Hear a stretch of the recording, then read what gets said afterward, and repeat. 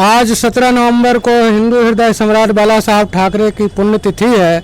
इस पुण्यतिथि पर बिहार शिवसेना उद्धव ठाकरे ने बाला साहब ठाकरे की पुण्यतिथि पर उनको स्मरण करते हुए पुष्पांजलि अर्पित किया है। बिहार में शिवसेना उद्धव ठाकरे के प्रदेश प्रमुख माननीय कौशलेंद्र शर्मा जी, शिवसेना नेता अरुण गुप्ता जी एवं शंभू प्रसाद जी से कुछ बाला साहब के बारे में जानकारी लेंगे और बिहार में आगामी चुनाव पर शिवसेना का क्या रोल होगा उस पर चर्चा करेंगे। सर, शिवसेना हिंदू हृदय सम्राट बाला साहब ठाकरे के द्वारा निर्मित है। आज किसी बड़ी पार्टी के वजह से शिवसेना टूटी, इस पर आपका क्या राय? बिल्कुल, प्रातः वंदनीय बाला साहब ठाकरे, आदरणीय बाला साहब ठाकरे जी का आज पुण्यतिथि है 17 नवंबर को, और इस दिन उनकी पुण्यतिथि है और इस पुण्यतिथि पर हम उनका स्मरण करके हौसला अफजाई करते हैं, हम उनसे प्रेरणा लेते हैं, हम उनसे आशीर्वाद लेते हैं। आज वर्तमान राजनीतिक परिस्थिति में बिहार में बाला साहब ठाकरे के जो नीति रही है वो कितना अर्थपूर्ण है? बिल्कुल, अगर आज के परिवेश में देखें तो बिहार में बाला साहब ठाकरे जी जैसे नेता का होना आवश्यक है, आवश्यकभावी है। और ये दुर्भाग्य है कि बिहार में अगर बाला साहब ठाकरे जैसे नेतृत्व को उभार सकता था तो आज जो दर की ठोकरें खाने पर जो मजबूर युवा है, जो बेरोजगारी है, जो शिक्षा का बदहाल है, जो यहाँ की चिकित्सा की व्यवस्थाएं हैं, ये व्यवस्थाएं हमें देखने के लिए नहीं मिलती। आदरणीय बाला साहब ठाकरे जी ने महाराष्ट्र में जब शिवसेना की स्थापना की थी तो वहाँ के मूल जो भूमिपुत्र थे, वे भूमिपुत्रों के साथ सबसे बड़ा रोजगार की समस्या थी। महाराष्ट्र में कंपनियां तो थी किंतु रोजगार महाराष्ट्र के लोगों को नहीं मिलता था। उस भूमिपुत्रों की आवाज़ को लेकर के आदरणीय बाला साहब ठाकरे जी ने आगे बढ़े और आज उसी का परिणाम है कि महाराष्ट्र के लोग आज वहाँ रोजगार पा रहे हैं, वहाँ शिक्षा का अधिकार है, वहाँ चिकित्सा का अधिकार है वहाँ के नागरिकों का। बाला साहब ठाकरे हमेशा बिहारी भूमिपुत्रों को जो वहाँ रोजगार करने जाते थे उससे या बिहार के नेताओं से कहते थे कि आप अपने लोगों को अपने यहाँ रोजगार दीजिए। क्या आज बिहार के भूमिपुत्रों को रोजगार मिला है बिहार में? आप अरुण जी इस पर। रोजगार तो नहीं मिला है, आज भी लोग पलायन करने को मजबूर हैं हमारे उत्तर भारतीय लोग, और इसके लिए तो मैं यहाँ के नेताओं को जिम्मेवार ठहराता हूँ।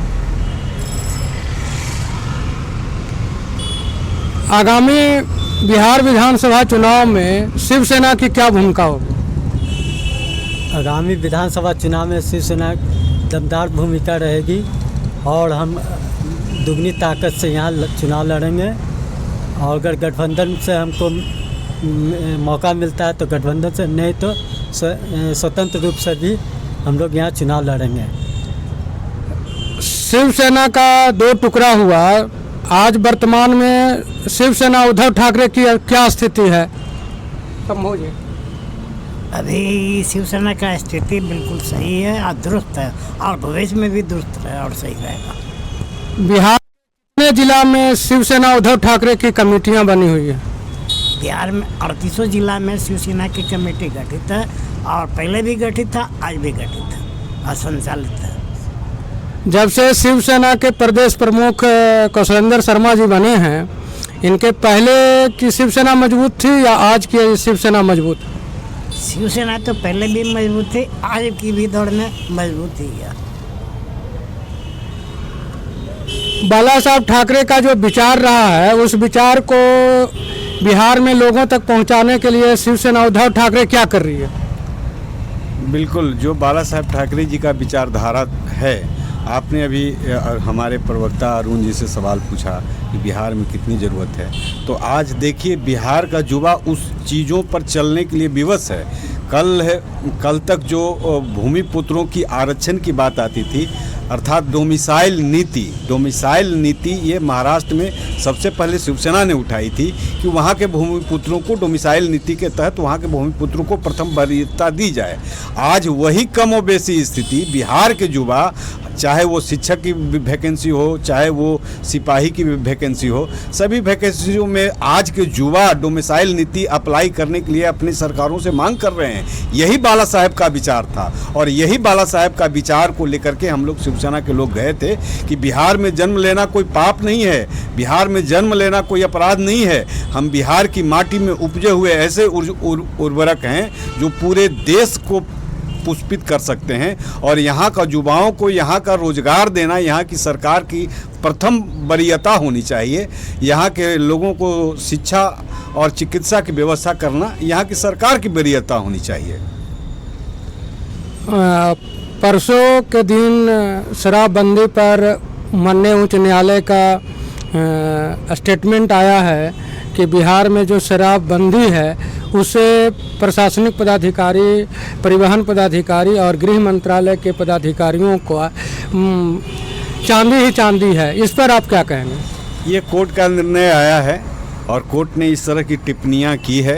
कोर्ट की टिप्पणी बिल्कुल जायज़ है, बिल्कुल सही है। शराबबंदी है भी और शराबबंदी नहीं भी है। शराबबंदी है बिहार सरकार के नज़र में, बिहार के नेताओं, बिहार के जो सरकारी नेता हैं उनकी नज़र में शराबबंदी है, किंतु जो मिली भगत करके जो तंत्र है, बिहार का तंत्र है, उसे मिली भगत करके शराबबंदी असफल है। वो ये भी बातें सच है, बिल्कुल सच है। अभी कुछ दिन पहले उत्तर प्रदेश में सिपाही की बहाली निकाली गई थी, जिसमें कहा गया था कि केवल उत्तर प्रदेश के लोग ही अप्लाई करेंगे, पड़ोसी राज्यों के नहीं। लेकिन हमारे यहाँ शिक्षक की बहाली हुई बीपीएससी के माध्यम से, उसमें झारखंड, उत्तर प्रदेश और बंगाल के भी लोग के विद्यार्थी ने फॉर्म भरा, परीक्षा दिया और टीचर भी बने। इस पर आप बिहार के होने के नाते क्या कहेंगे? बिल्कुल, मैं इसके पक्ष में हूँ। जिस बिहार में भूमिपुत्र पैदा लेते हैं, जिस स्टेट में जिस स्टेट का भूमिपुत्र हो उसकी प्रथम वरीयता मिलनी चाहिए। बिहार में टीचरों की वैकेंसी आई, बिहार में सिपाही की वैकेंसी आई, तो यहाँ के लोगों को वरीयता दी जानी चाहिए, मिलनी चाहिए। यही तो शिवसेना का सिद्धांत है, यही तो बाला साहेब कहते थे, यही तो उनका विचार था कि जो जिस स्टेट का भूमिपुत्र हो उस स्टेट के भूमिपुत्रों को सम्मान मिलना चाहिए, वरीयता मिलनी चाहिए। आप अपना परिचय। कौशलेंद्र शर्मा, राज्य प्रमुख, शिवसेना बिहार। अरुण कुमार गुप्ता, मीडिया प्रभारी, कोष प्रमुख, बिहार प्रदेश शिवसेना। शंभुनाथ चौधरी, प्रदेश सचिव, शिवसेना। अभी आप शिवसेना उद्धव ठाकरे के बिहार प्रदेश के 3 नेता को सुन रहे थे। आप हमारे चैनल सत्य श्यामला को सब्सक्राइब करें, लाइक करें। धन्यवाद।